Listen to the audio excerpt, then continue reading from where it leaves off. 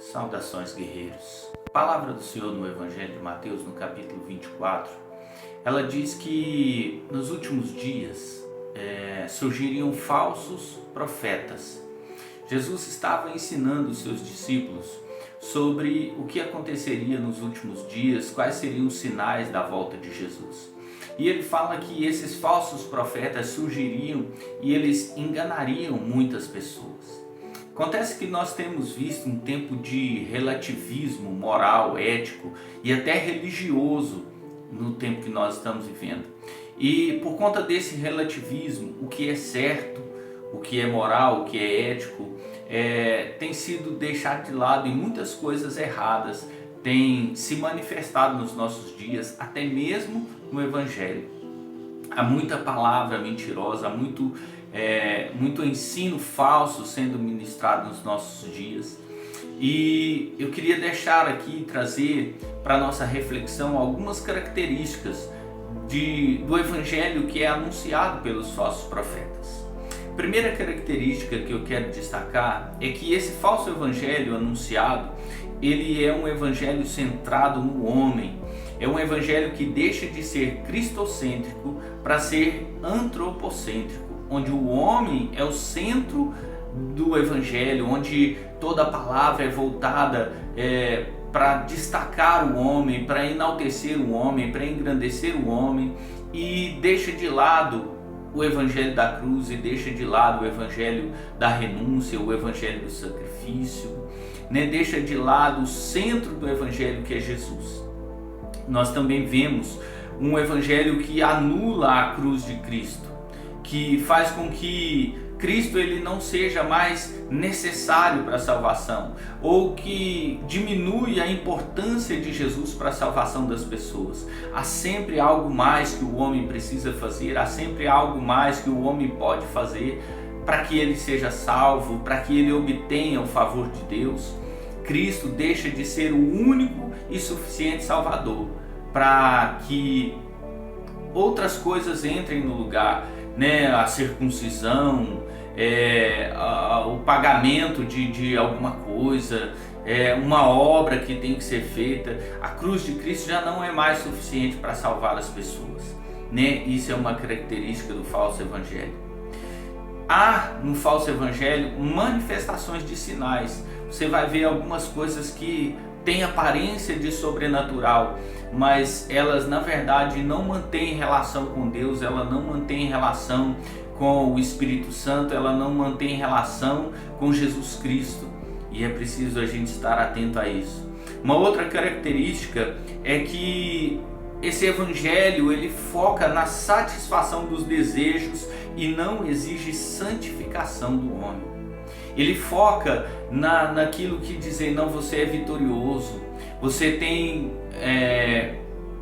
o poder, você pode alcançar todas as coisas, você merece, porque você é bênção, porque você é bom, porque você é maravilhoso, você tem direito às coisas que Deus fez desde a fundação do mundo, Mas não exige nenhuma contrapartida de renúncia, de sacrifício, nenhuma contrapartida de fé, de abnegação por causa do Evangelho de Jesus. Ele está focado sempre na satisfação do desejo, em alcançar mais, em conquistar mais, em chegar mais longe, em ser bem sucedido.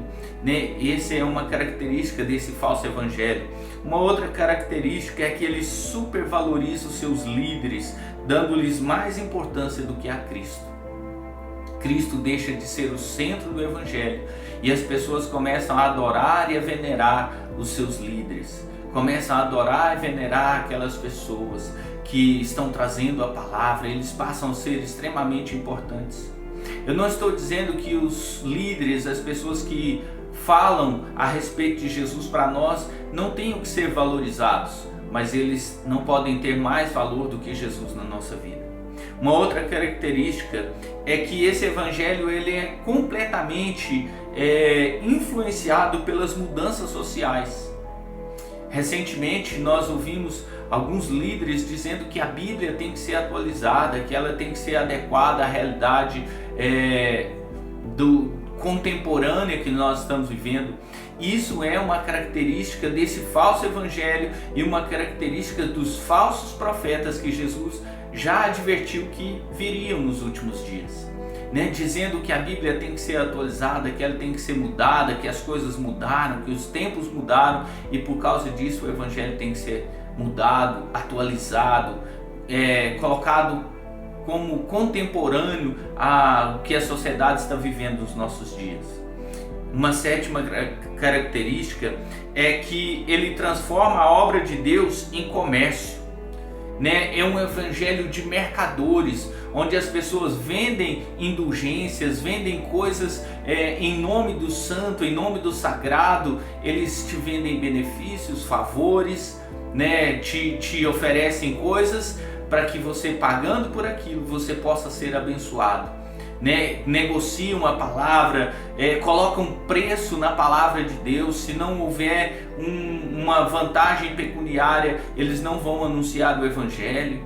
Então é uma característica dos falsos profetas. A oitava característica que eu quero destacar é que eles toleram o pecado e não confrontam o pecador, né? Você nunca vai ouvir uma palavra de confronto, você nunca vai ouvir uma palavra de exortação nesse falso evangelho.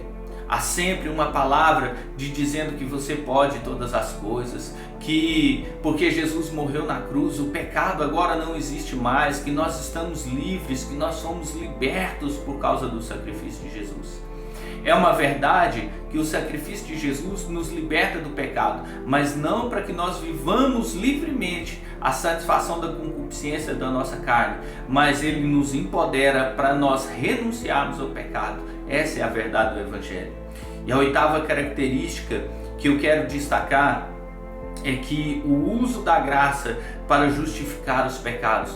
Não, porque agora nós estamos vivendo o tempo da graça, o pecado passou e agora nós somos livres para viver da forma como nós quisermos, porque Jesus nos libertou.